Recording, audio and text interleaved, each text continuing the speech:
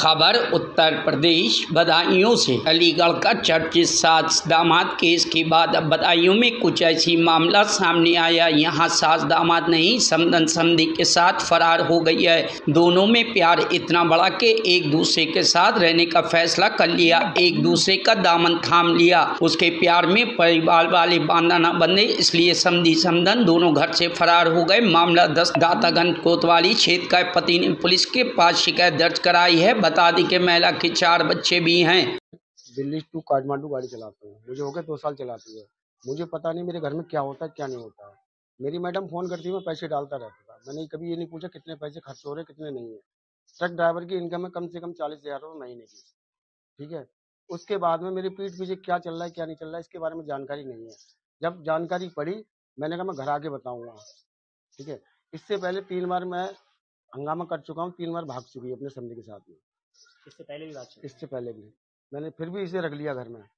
मैंने अब चलो अगली बार सुधर जाएगी, तो नहीं सुधरी।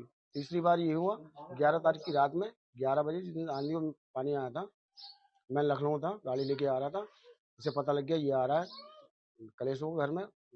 समधी को फ़ोन किया, 700 रुपये वहाँ से गाड़ी करके आया। गाड़ी वाले का नंबर है, गाड़ी वाला खुद बयान करेगा।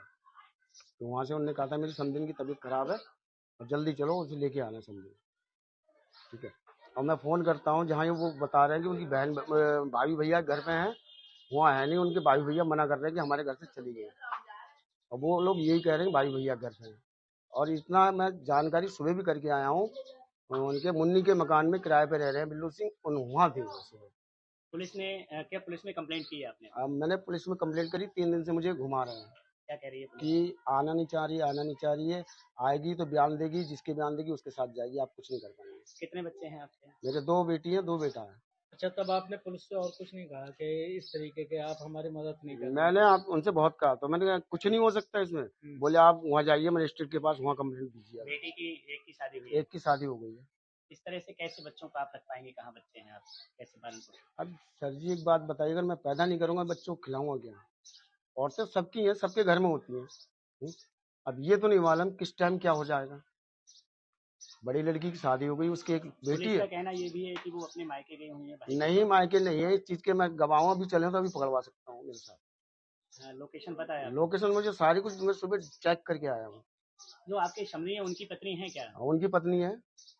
Bureau report, news hub Bharat.